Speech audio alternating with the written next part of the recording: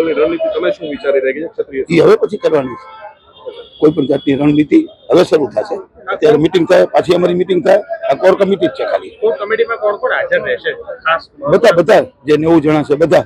એ સિવાય પછી આવે ખબર પડે તો વધારે પણ આવે. ક્યાંથી આવતા હોય છે આજે 90 લોકો છે? એ તો આખા ગુજરાતમાંથી, આખા ગુજરાતની બધી સંસ્થાઓ છે, મેન સંસ્થાઓ. તો ગઈકાલે જે પ્રમાણે સીએમ ને સીઆર સાહેબનું જે નિવેદન હતું કે ભાઈ અમે ટિકિટ પર કોઈ પણ રદ નથી જ કરવાના, તો એને લઈને સમાજે કઈ નક્કી કર્યું ખરું? શું આગળ કરશું આપણે? એ જ કહું છું, એના માટે તો મીટિંગ છે. હા, આ મીટિંગ પછી પાછી અમારી મીટિંગ છે. પછી સરકાર સાથે આનો જવાબ અમે કાલે આપેલો હતો અને આપ કદાચ સોશિયલ મીડિયામાં બધી જ જગ્યાએ સૂર આપ જોતા હોય તો સમાધાનની આમાં કંઈ વાત જ નથી. વડીલો મળે છે, અમારી એક પરિવારની બેઠક જેમાં અમે ચર્ચા કરશું, શું પ્રશ્ન લઈને આવે છે, શું વાત લઈને આવે છે એ સાંભળશું. ને આપણે સૌએ જોયું છે સંકલન સમિતિ અત્યારે મુખ્ય ભૂમિકા ભજવે છે કે સમાજમાં એક અનુશાસન જળવાઈ રહે, એક કોઈ પણ જગ્યાએ કોઈ કાયદાકીય કે કોઈ પણ ઓલામાં ન આવે, યુવાનો કોઈના રોષ ન ફાટે, આપ જોઈ રહ્યા છો. એટલે મુખ્ય ભૂમિકા એ છે અને સમાધાનની આમાં કોઈ વાત જ નથી. સંકલન સમિતિએ શું અચાનક કેમ રદ થઈ? બેઠક કોઈ રદ નથી. આજે આપને કોઈ બેઠક કોઈ રદ નથી. સ્વાભાવિક અમે બધા કોર કમિટી ભેગા 12 ગામથી બધા આવતા હોય એટલે જમવાનું હતું, અહીંયા જમવાનું પોસિબલ, એટલે અમે એક જગ્યાએ બેસીને સાથે જમ્યું છે. આમાં કોઈ મીડિયાથી છુપાવવાની કે કોઈ એવી વાત જ નથી.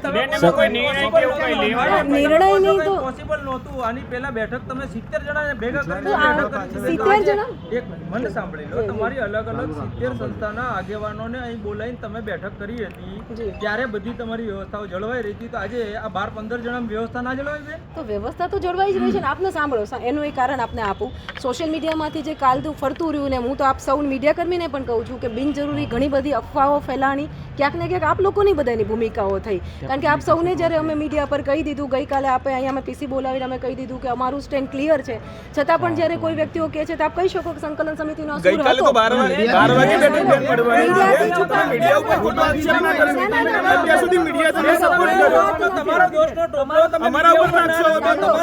મીડિયાથી છુપાઈને બેઠક શા માટે કરવામાં આવી? એક મિનિટ બેન, ગઈકાલે ઓન કેમેરા એવું કહેવામાં આવ્યું હતું કે 12 વાગે સંકલન સમિતિ તમારી છે અહીં મળશે એવું તમે ઓન કેમેરા કીધું હતું.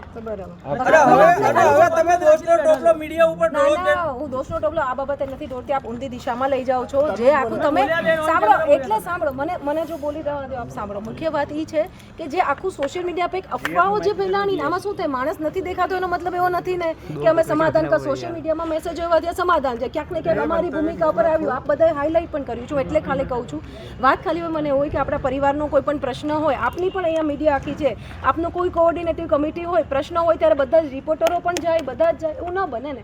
એક ખાલી ફેમિલીની મિટિંગ હતી ને, આમાં કોઈ સમાધાન જે કાંઈ છે, જો એવું જ કંઈ હોય તો આપની સામે પણ અત્યારે ન આવ્યું હોય. હું અત્યારે એક પ્રવક્તા તરીકે આપની સામે આવી છું. કોઈ પણ બંધ બારણે બેઠક તો એક પ્રશ્ન આપ સૌ સમજો છો કે આ સળગતો પ્રશ્ન છે, જે દેખાય છે આજે, કદાચ હું કહું છું એનાથી વધારે સળગતો પ્રશ્ન તો ગામડે ગામડે છે. એટલે આમાં કોઈ સમાધાનની એની વાત જ છે નહીં. આમાં 12 ગામથી દૂરથી બધા આવતા હતા, જમવાની એની વાત હતી. અને એક આખું ચિત્ર સોશિયલ મીડિયામાં એવું બધું દોડાણું કે સમાધાનમાં બેસી ગયા અને આને તેને, જે અમારી મુખ્ય ભૂમિકા હોય એ અટકી જાય, મુખ્ય ચર્ચાઓ પણ અટકી જાય. એટલે આમાં કોઈ એવી બીજી વાત જ નહોતી. સંકલન સમિતિનું સ્ટેન્ડ બહુ કાલે પણ ક્લિયર હતું, આજે પણ ક્લિયર છે. ભાજપનો સ્ટેન્ડ ક્લિયર છે.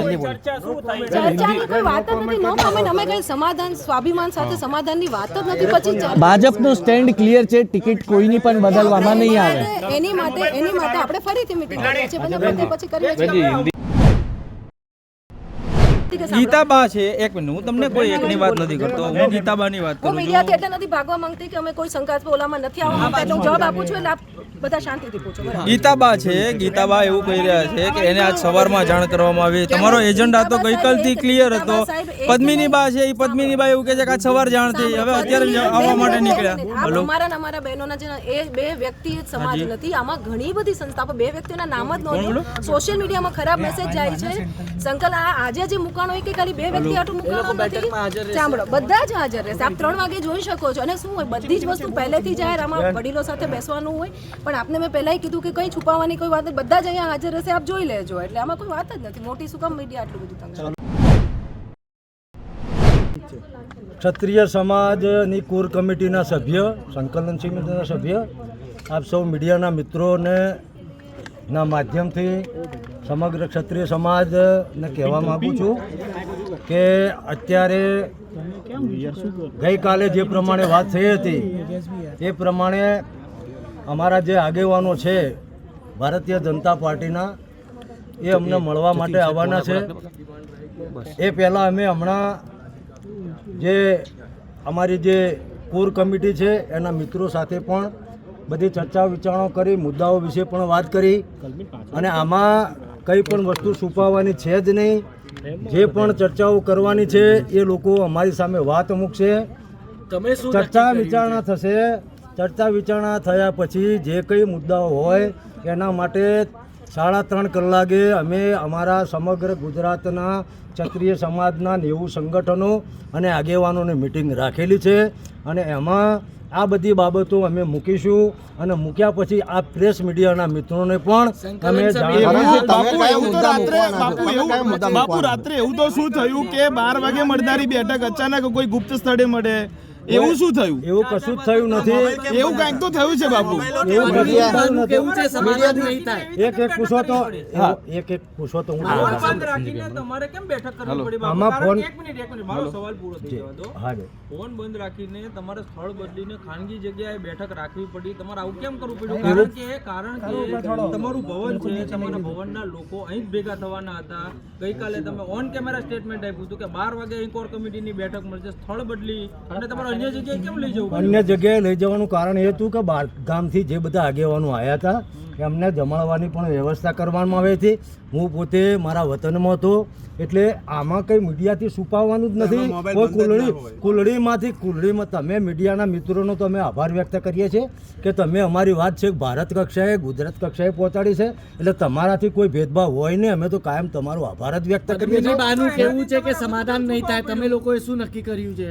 અમે લોકોએ જે વાત નક્કી કરી છે એમાં અત્યારે આપને કહું એ પ્રમાણે સમાધાનની કોઈ વાત જ નથી અને જે બી બધી વાતો છે એ અમે તમને આ અમારી સંકલન સમિતિની મિટિંગ પત્યા પછી સ્પષ્ટતાથી જણાવીશું. તમે કયા મુદ્દા મૂકવાના છો?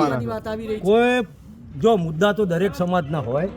સ્ટેચ્યુ ઓફ યુનિટીનો પણ મુદ્દો છે, પદ્માવતીનો પણ મુદ્દો છે, દરેક સમાજની વિધવાઓનો પેન્શન વધારવાનો પણ મુદ્દો છે. એટલે આમાં તમે સમજો કે સમગ્ર ગુજરાતની સંસ્થાઓએ સંકલન સમિતિ અને કોર કમિટી પર વિશ્વાસ મૂક્યો છે. એ વિશ્વાસને કદી સમાજ તોડવા માંગતો નથી, તોડશે પણ નહીં.